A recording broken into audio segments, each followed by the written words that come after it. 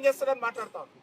పత్తి రస్ కేంద్ర ప్రభుత్వం కొనాలా, వరి కేంద్ర ప్రభుత్వం కొనాలా, ఇతర అనేక పంటలు కేంద్ర ప్రభుత్వంతో కొనాలా. మరి మీరు ప్రోత్సహించి ఈరోజు సన్నబియ్యం వేయాలని, తెలంగాణకు మాత్రమే ప్రత్యేకమైనటువంటి సన్నబియ్యాన్ని మీరు ప్రోత్సహించి ఈరోజు తీరా పంట వచ్చిన తర్వాత చేతులు ఎత్తేసి కేంద్ర ప్రభుత్వం మీద ఆ భారం నెట్టేటువంటి ప్రయత్నం, కేంద్ర ప్రభుత్వాన్ని దోషిగా చూపించేటువంటి ప్రయత్నం ఈరోజు కేసీఆర్ చేస్తా ఉన్నారు. ఏ రోజు కూడా కేంద్ర ప్రభుత్వము సన్నబియ్యం వేయాలని చెప్పి ఏ రాష్ట్రానికి చెప్పాలా. చెప్పింది కేసీఆర్ గారు, ప్రోత్సహించింది కేసీఆర్ గారు, భయపెట్టించింది కేసీఆర్ గారు, నిర్బంధాలు పెట్టింది కేసీఆర్ గారు. పంటలు వేసిన తర్వాత ఈరోజు కొనకుండా ఆ యొక్క బాధ్యతను కేంద్ర ప్రభుత్వం మీద నెట్టేసేటువంటి ప్రయత్నం ఈరోజు కేసీఆర్ చేస్తా ఉన్నారు.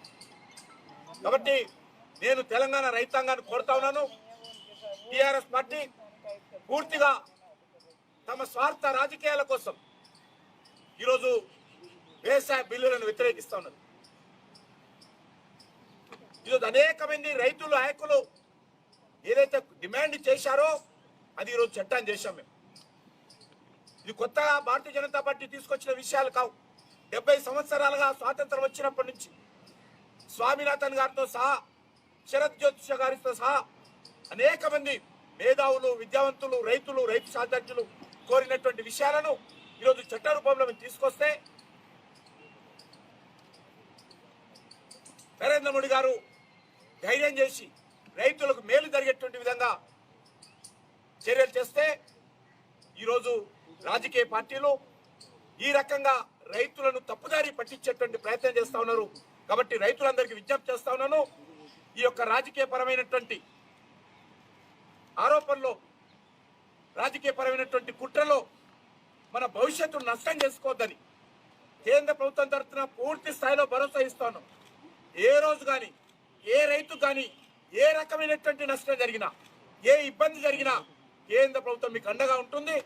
కేంద్ర ప్రభుత్వము ఏ రకమైనటువంటి రైతులకు మేలు జరిగేటువంటి చట్టాలు భవిష్యత్తులో ఏ రకమైనటువంటి వాళ్ళకు భద్రత కావాలన్నా ఇప్పించేటువంటి బాధ్యత, ఇచ్చేటువంటి బాధ్యత నరేంద్ర మోడీ గారి ప్రభుత్వాన్ని. కాబట్టి మీరు ఈ రాజకీయ పార్టీల యొక్క తప్పుడు ప్రచారాలతో నమ్మకుండా జాగ్రత్తగా ఉండాలి. రైతుల భవిష్యత్తును మనమే కాపాడుకోవాల్సినటువంటి అవసరం ఉందని చెప్పి ఈరోజు నేను కేంద్ర ప్రభుత్వం తరఫున, భారతీయ జనతా పార్టీ తరఫున తెలుగు రైతులకు అందరూ కూడా విజ్ఞప్తి చేస్తా ఉన్నాను.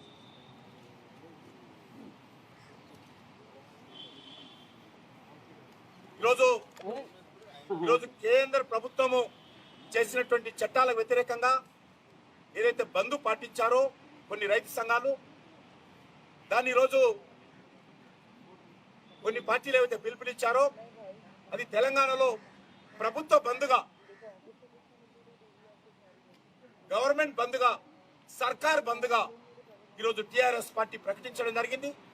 ప్రభుత్వమే అన్ని రకాలుగా షాపులను మూసేయాలని, ప్రభుత్వమే అన్ని రకాల ట్రాన్స్పోర్ట్ ఆపాలని, ప్రభుత్వమే అన్ని రకాల రవాణా వ్యవస్థలను స్తంభింప చేయాలని నిర్ణయించడం ఏదైతున్నదో దురదృష్టకరము.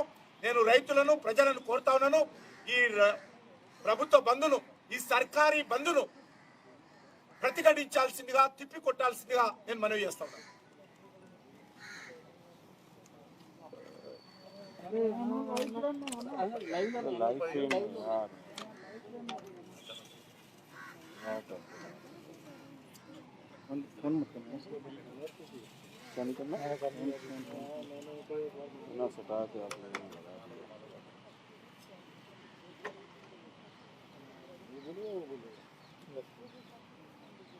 ఫ్రెండ్స్, కాంగ్రెస్ పార్టీ అనుబంధ రైతు సంఘం తలపెట్టినటువంటి రేపటి ధర్నాకు టీఆర్ఎస్ పార్టీ ప్రభుత్వం మద్దతు తెలపడం అంటే ఈ రెండు పార్టీల యొక్క కలయిక బీజేపీని రాజకీయంగా ఎదుర్కోలేక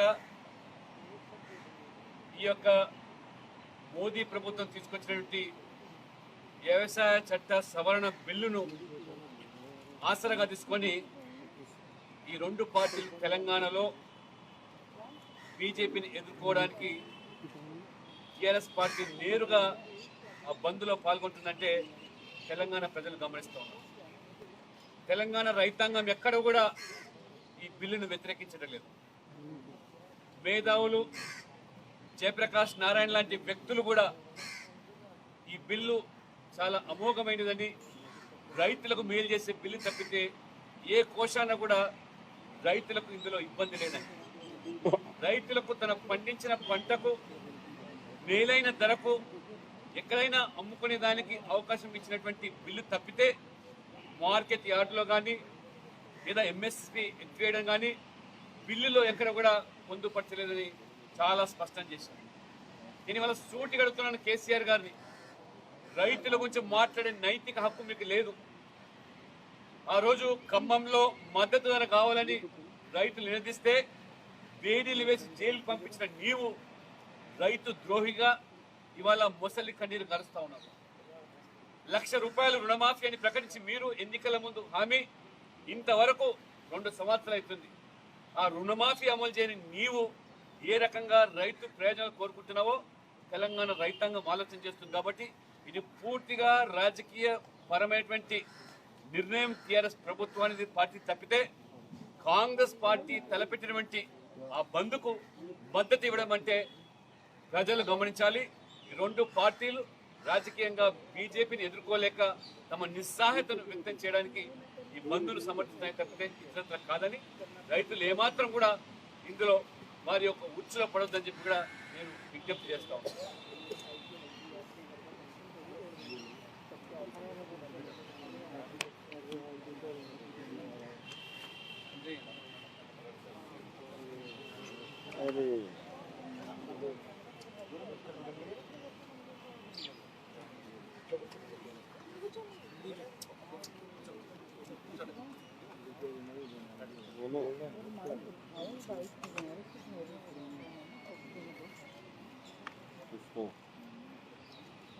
టీఆర్ఎస్ పార్టీ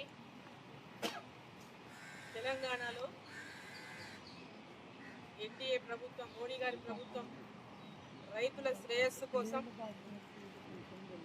రైతుల అభివృద్ధి కోసం, రైతులకు అండగా నిలబడేందుకోసం తెచ్చినటువంటి వ్యవసాయ చట్టాన్ని వ్యతిరేకిస్తూ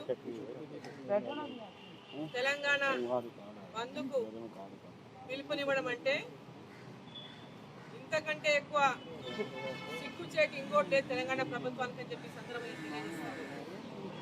రైతు పక్షాన కపట ప్రేమ చూపించేటటువంటి ముఖ్యమంత్రి, రైతులంటే కేవలం ఓటు బ్యాంకుగానే ఆలోచన చేసి కేవలం ఓటు రాజకీయానికి ఉపయోగించినటువంటి ముఖ్యమంత్రి ఈరోజు మరొక దొంగ నాటకానికి బంధు పేరు మీద పిలుపునిచ్చింది.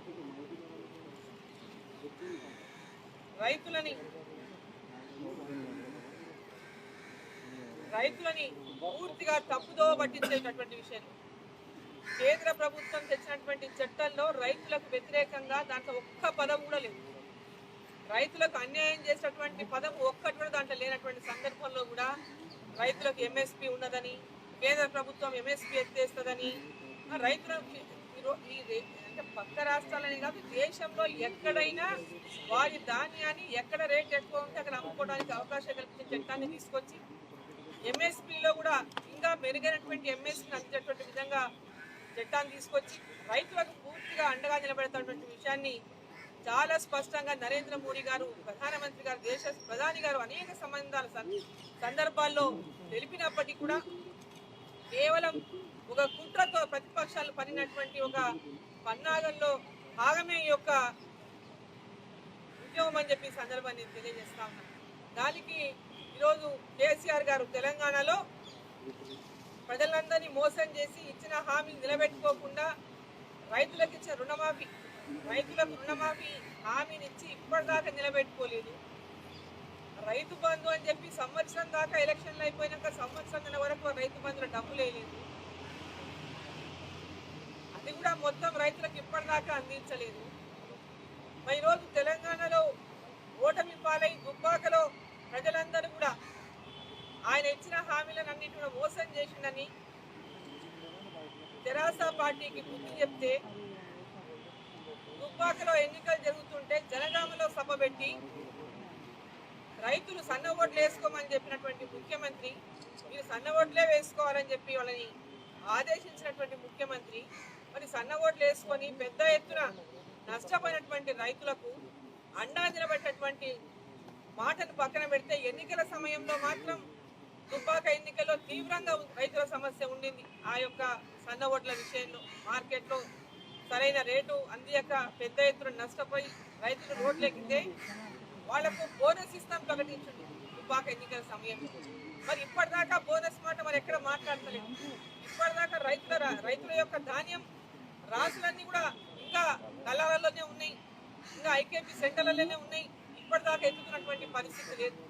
మరి వాటి గురించి రైతుల గురించి వాళ్ళకు ఒక భరోసా ఇవ్వనటువంటి ముఖ్యమంత్రి రైతులను తప్పుదో పట్టించే విధంగా రైతులు జరుగుతున్నటువంటి మంచి అంటే ఒక చక్కటి చట్టాన్ని కేంద్ర ప్రభుత్వం తీసుకొస్తే దానికి అవగాహన కల్పించినటువంటి రాష్ట్ర ప్రభుత్వం రైతులకు ఈరోజు ఒక భరోసా ఇవ్వలేక కేంద్ర ప్రభుత్వం నరేంద్ర మోడీ గారి ప్రభుత్వం ఇస్తున్నటువంటి అన్ని పథకాల పైన కానీ అగ్రికల్చర్ బిల్ కానీ ఎక్కడ కూడా రైతుల పట్ల వ్యతిరేకం లేకపోయినా వీళ్ళు అపోహలు సృష్టించేటువంటి ప్రయత్నం ఏదైతే చేస్తున్నారో దయచేసి రైతులు ఎవరు కేసీఆర్ మాటలు నమ్మి మోసపోవద్దని చెప్పి సందర్భంగా రైతులను, తెలంగాణ రైతులని, తెలుగు రైతులందరినీ ఈ సందర్భంగా నేను కోరుతా ఉన్నా. కేవలం ఈరోజు బీజేపీ పార్టీ బలం పుంజుకుంటుందని ఏ రకంగా అయినా బీజేపీ పార్టీకి అడ్డుకోవాలనేటువంటి ఒక కుట్రతోనే కుళ్ళు బుద్ధితోనే ఇటువంటి బంధులకు పిలిపిస్తున్నాడు. ఒక స్వయంగా ముఖ్యమంత్రి గారికి ఫస్ట్ సిగ్గుండాలి ఇటువంటి బంధుకు పిలిపేయడానికి, నిరసన వ్యక్తం చేయడానికి. ప్రతిపక్షాలు ఏ నిరసన కార్యక్రమాలు ఇచ్చినా హౌస్ అరెస్ట్ చేసినటువంటి ముఖ్యమంత్రికి అసలు ఈరోజు ఈ యొక్క బంధుకు పిలిచేటట్టు అర్హత ఉందా? అసలు ప్రతిపక్షాలకు నిరసనలు వ్యక్తం చేయడం కానీ, ఒక ధర్నాలు కానీ, ఒక ముఖ్యమంత్రి గారి ఆఫీసులో ఒక వినతి పత్రం ఇవ్వడానికి కానీ అవకాశం ఇచ్చినటువంటి ఒక ముఖ్యమంత్రి ఈరోజు ఆయనే స్వయంగా బంధుకు పిలిపించడమే కాకుండా ఆర్టీసీ బంద్ చేయమంటున్నాడు, షాపులను బంద్ చేయమంటున్నాడు. అంటే ఆయన చేస్తేనేమో పాపం చాలా శాంతియుతంగా, మేము చేస్తేనేమో మేము చేసే దీక్ష శాంతియుతంగా ఉంటుంది. అసలు ఆయన హౌస్ అరెస్ట్ ఇప్పుడు హైదరాబాద్ నగర పోలీసు నిజంగా పోలీసుల వ్యవస్థనే కనుక నిష్పక్షపాతంగా వ్యవహారం చేస్తూ ఉంటే మరి ఒక కేంద్ర ప్రభుత్వం చేసినటువంటి చట్టాన్ని వ్యతిరేకిస్తూ రాష్ట్ర ప్రభుత్వం ముఖ్యమంత్రి స్వయంగా మంత్రులు, ఎమ్మెల్యేలు ఈ యొక్క బంద్లో పాల్గొనాలని పిలిపిస్తే వారిని అందరినీ బయటికి వెళ్లకుండా హౌస్ అరెస్టులు చేయాలని చెప్పి సందర్భంగా నేను కోరుతా ఉన్నా. రైతులను ఎట్టి పరిస్థితుల్లో మోసం చేసే కార్యక్రమాలు చేస్తే బీజేపీ పార్టీలో చూసుకుంటూ ఉండే పరిస్థితి లేదు. అన్ని వాస్తవాలు రైతులు గమనించిండ్రు. ఈ రోజు రైతుల పట్ల అన్ని రకాలుగా కూడా వాళ్ళ యొక్క క్షేమం కోరి, మేలు కోరే నరేంద్ర మోడీ గారి యొక్క చట్టాన్ని తీసుకొచ్చింది, నరేంద్ర మోడీ గారి ప్రభుత్వం ఈ చట్టాన్ని తీసుకొచ్చిందని చెప్పి తెలియజేస్తూ రైతులు ఎవరు మోసపోవద్దని, కేసీఆర్ యొక్క మాయలో రైతులు ఇరుక్కోపోవద్దని చెప్పి సందర్భంగా విజ్ఞప్తి చేస్తా ఉన్నాం.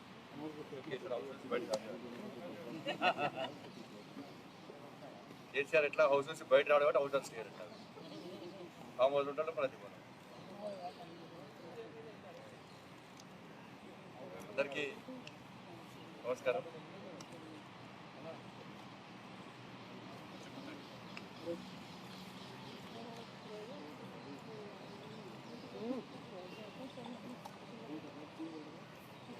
ఇప్పటివరకు అనేక విషయాలు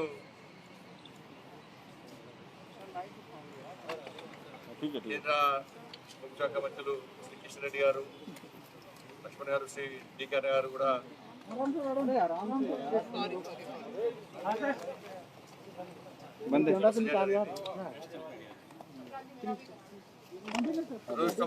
Thanks for watching Ratnam Media.